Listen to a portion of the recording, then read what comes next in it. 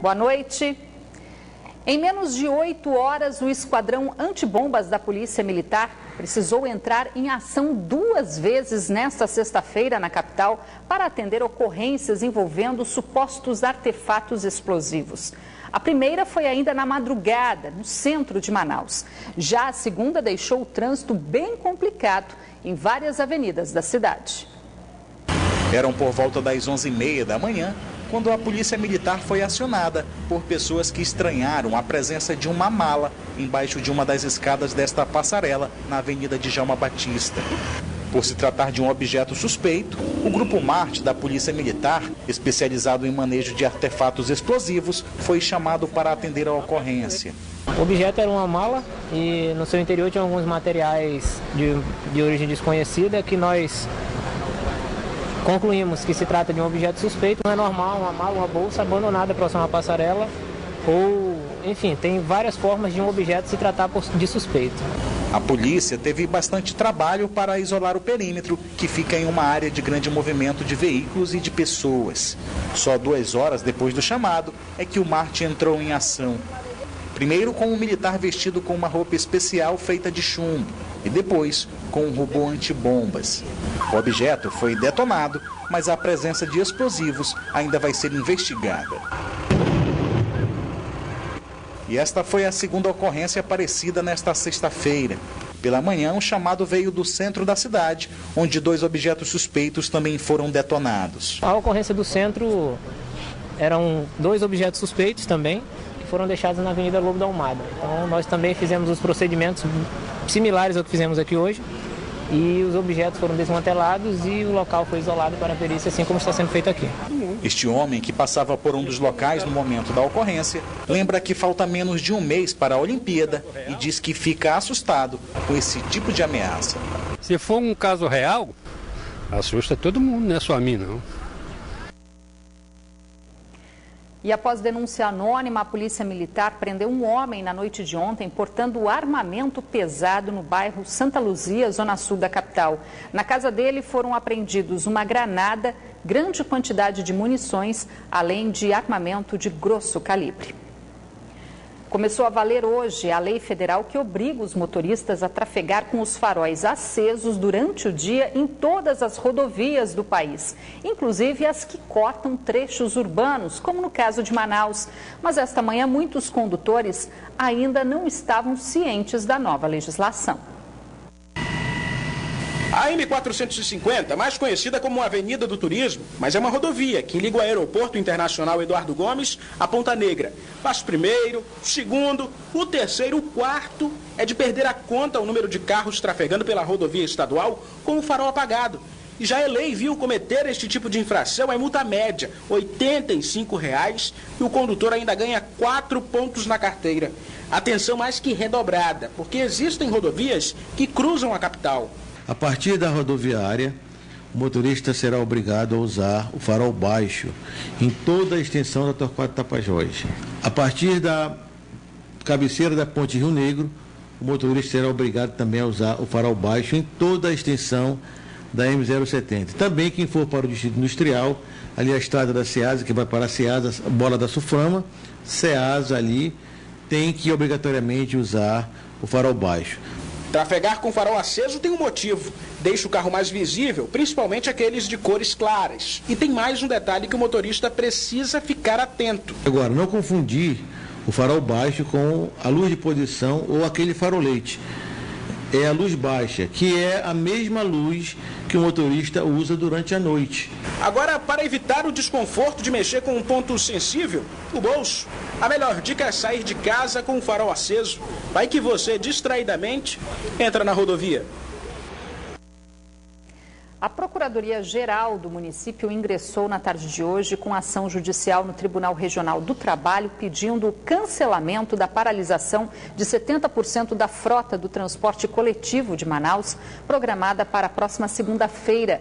A paralisação foi anunciada ontem pelo Sindicato dos Rodoviários, que alega ainda não ter recebido das empresas o reajuste de 8% referente ao dissídio coletivo da categoria determinado pelo TRT. Além da ação ação, a Prefeitura de Manaus também pediu apoio da Defensoria Pública do Estado para trabalhar ações de defesa dos direitos do consumidor no acesso ao transporte.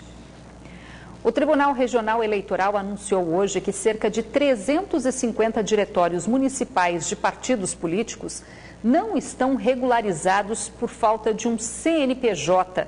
A exigência começou a vigorar desde o ano passado com a aprovação da mini-reforma eleitoral. 15 de agosto.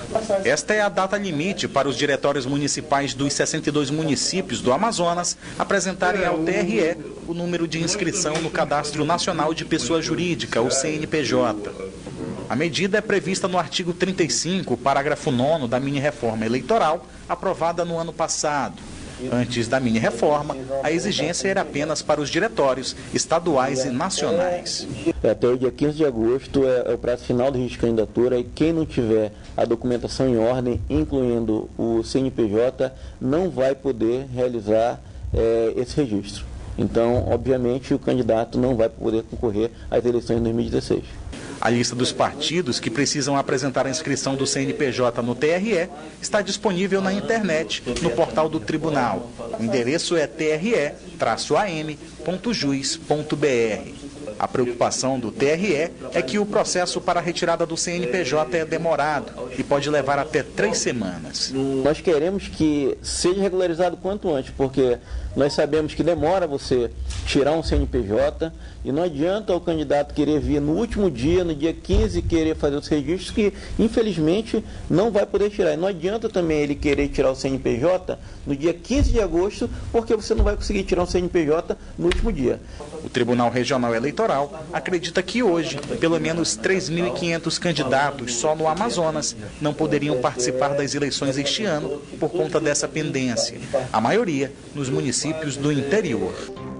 A Assembleia Legislativa do Amazonas realizou hoje a segunda audiência pública para discutir o projeto de lei batizado de Escola Sem Partido, de autoria do deputado Platini Soares, do Democratas. O projeto tem recebido críticas de professores e já foi apelidado de Lei da Mordaça. Um projeto de lei que já deu o que falar. Quem defende diz que o Escola Sem Partido vai permitir ao aluno formar a própria ideologia, seja ela política, religiosa ou sexual, sem a intervenção ou influência de um professor. O projeto, em sua suma, escrito nele, ele defende a isonomia dentro da sala de aula, onde o professor vai expor todos os lados de uma moeda de forma imparcial, sem falar a sua posição, e o aluno tem a liberdade de escolha no que ele acredita ou não. O projeto é do deputado estadual Platini Soares, do Democratas, que foi quem convocou a audiência. A rebater a crítica não é a minha principal intenção, porque, na verdade, eu acredito que é uma crítica infundada. Primeiro, porque o teor do projeto não proíbe falar de política, e isso é importante ser esclarecido. O teor do projeto, ele incentiva a discussão de uma política, mas uma política imparcial, não um palanque partidário. Mas foi só começar os debates que os ânimos se exaltaram. Alguns críticos da proposta têm apelidado o projeto de Lei da Mordaça. A partir do momento que eu crio assim uma estrutura de coerção, que eu proíbo o professor de falar sobre temas da atualidade, de falar sobre as diferenças, eu estou cerceando realmente o papel, a função do professor, a função da escola. Então é realmente uma lei da mordaça. Este professor de história diz que, se aprovada a lei, o trabalho dele na sala de aula vai ser comprometido. Eu vejo o meu conteúdo completamente ameaçado, porque o papel do professor de história é promover a reflexão. E para promover a reflexão é necessário analisar as diversas ideologias políticas que estão presentes dentro da sociedade. De acordo com o autor do projeto de lei, isso é um problema sério dentro da sociedade e que o professor utiliza a sala de aula para promover a sua única opinião. Só que todos os profissionais de educação, quando fazem a sua cerimônia de colação de grau, têm que fazer o juramento sobre o papel do professor. Esta foi a segunda audiência pública para debater o projeto Escola Sem Partido. A primeira terminou em quebra-quebra e uma terceira audiência deve ser realizada após o recesso parlamentar. Não é um projeto imutável. Então, como se falar em mordaça de um projeto que o próprio autor, de forma super diferenciada, está proporcionando audiências públicas para ouvir. Foram encontrados os corpos das vítimas que estavam no avião que caiu na tarde de ontem, no limite entre os municípios de Apuí e Borba, no interior do estado. Estavam na aeronave o piloto José Pereira da Silva, de 61 anos, e o passageiro Adonis Costa Silva, de 38. De acordo com a Polícia Civil, o avião que caiu logo após a decolagem saiu de uma área de garimpo em Apuí, com destino a uma pousada no meio da floresta de propriedade do piloto. A Polícia Civil vai pedir apoio da Força Aérea para apurar as causas do acidente. Motoristas que trafegavam pela BR-174, que liga Manaus a Boa Vista, foram surpreendidos na última quarta-feira com uma cena inusitada. Sem perceber, o motorista de um caminhão circulou por quilômetros com um menino escondido embaixo do veículo. A carreta já estava no quilômetro 126 da rodovia quando o motorista flagrou o menino de 11 anos viajando no eixo do veículo. De acordo com o Conselho Tutelar de Presidente Figueiredo, que foi acionado para levar a criança de volta para casa, o menino teria se escondido no caminhão após fugir de casa, porque teria brigado com a mãe e estaria com medo de apanhar. Mas ele acabou dormindo e quando acordou já estava na rodovia. Por sorte, a aventura terminou bem. O menino, que mora em Vila de Lindóia, distrito de Itacoatiara, foi resgatado sem ferimentos e levado para casa.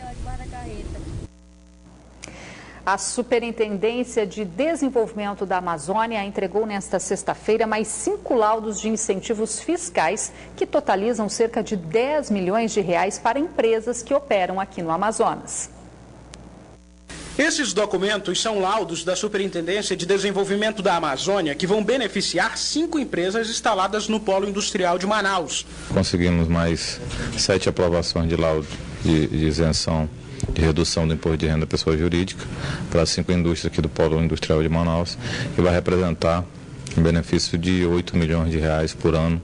Com 10 anos de fruição, e você tem um valor de 80 milhões de reais. Acho que nesse momento é importante nós incentivarmos essas empresas para que elas se mantenham e possam trazer mais investimentos aqui para o polo. A Sudan, desde que foi reativada em 2007, já concedeu cerca de 1.000 incentivos a empresas que operam no Amazonas. Para você ter uma ideia, de quase 2.000 projetos ativos de benefício que nós temos, mais de 1.000 projetos são aqui do Amazonas, ou seja, mais de 50% estão aqui no Amazonas, que corresponde a, em 10 anos de fruição, mais de 3 bilhões e meio de reais. Os principais setores beneficiados são peças de motocicletas, triciclos e também empresas que precisam de recursos para a modernização de equipamentos. Receber sinal positivo de incentivos da Sudan representa um certo alívio às indústrias do PIN, já que no acumulado de janeiro a abril deste ano, o Amazonas amargou uma retração de 21,7% na produção industrial. Agora é hora de conferir a previsão do tempo para este sábado aqui na capital e também algumas cidades do interior. Em Manaus, a previsão é de tempo nublado a parcialmente nublado. As temperaturas variam entre 24 e 33 graus. Em Benjamin Constant, o tempo fica nublado a parcialmente nublado e há possibilidade de pancadas de chuva. Mínima de 21 e a máxima chega aos 35 graus. Mesma variação para o município de Lábrea, onde o sol aparece entre nuvens. E mesma previsão para o município de Parintins, onde as temperaturas variam entre 22 e 34 graus. 15 estudantes do Amazonas começam a partir de hoje uma experiência importante fora do Brasil. Eles foram selecionados entre mais de 18 mil candidatos do mundo todo para estudar em universidades norte-americanas. 2 estudantes e um sonho em comum, estudar nos Estados Unidos, e esse sonho virou realidade. Mas a disputa foi grande, nada mais nada menos que 18 mil candidatos do mundo inteiro. Estudante de escola pública, Isis foi uma das 1.300 selecionadas para um curso de verão na Universidade de Yale. Eu quero ficar os 4 anos lá, poder absorver o máximo de conhecimento e voltar para o Brasil e aplicar aqui tudo que eu aprendi lá fora. Em casa, ela tem o apoio da família que leva uma vida simples, com dedicação. para conquistar a tão sonhada vaga no curso de verão em uma das melhores universidades do mundo, Isis precisou abrir mão de muita coisa. Para se manter um aluno fora, ainda mais num país como os Estados Unidos, né? A situação com o Brasil cada vez vai ficando pior com o dólar caro, né? A gente se acha impossibilitado. Fica a preocupação, né? E ao mesmo tempo a alegria de ver que ela está conseguindo conquistar um sonho dela. Assim como Isis, Samuel também foi selecionado para fazer o curso de verão na Universidade Americana, que está entre as 10 melhores do mundo. Mais uma conquista na vida do jovem amazonense que ganhou medalha de ouro na Olimpíada Brasileira de Astronomia e que pretende fazer neurociência nos Estados Unidos. O estudante teve como inspiração a brasileira Suzana Herculano, que recentemente trocou o Brasil pelos Estados Unidos para poder continuar suas pesquisas. E eu espero me conectar com pessoas do mundo todo, porque são pessoas representadas em todos os 50 estados americanos e mais de 130 países. Então eu vou ter um contato com muitas culturas diferentes e eu quero criar uma network bem grande. O sonho de Samuel de ingressar na Universidade Norte-Americana também teve o apoio de colegas, professores e familiares. E na escola, nada de descanso, sempre atento à explicação da professora. A escola faz com que você busque mais. Ele sempre demonstrou um interesse extremo, não apenas na minha disciplina, mas nas demais. Empenho e dedicação colocam esses dois estudantes amazonenses na lista seleta dos melhores do mundo. Felizes e esperançosos, agora eles partem sem dúvida para uma das missões mais inesquecíveis de suas vidas. O Tribunal Regional Eleitoral retomou esta tarde o julgamento do processo que também pede a cassação do governador José Melo e do vice Henrique Oliveira por irregularidades na campanha eleitoral de 2014. O juiz que havia pedido vistas votou contra a cassação ao apontar divergências nos argumentos do relator. E com isso a sessão voltou a ser suspensa e deve ser retomada na próxima segunda-feira. O julgamento foi retomado hoje com 4 votos a favor da cassação do governador e do vice. O julgamento havia sido suspenso na semana passada com um pedido de vistas do juiz Abraão Peixoto, que na sessão de hoje inaugurou a divergência com o relator e votou contra a cassação de José Melo e de Henrique Oliveira. No voto vista, o juiz Abraão Peixoto justificou que não votou a favor da cassação do governador José Melo, porque no processo existe um termo técnico chamado bis idem, que quer dizer que um réu não pode ser punido 2 vezes pelo mesmo fato. Além disso, o voto vista do juiz trouxe outra questão polêmica, o litisconsórcio, outro termo técnico usado para alegar a ausência de réu no processo. Diante dos novos fatos, o julgamento foi novamente suspenso. Mas na próxima sessão, defesa e acusação vão ter 15 minutos para debater os novos fatos antes do último voto.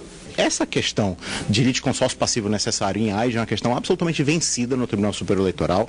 A questão de bis in idem ou litisπendência também é uma questão que o TSE já enfrentou várias vezes. Não podemos fazer desse processo um processo de preliminares vazias e de discussões técnicas.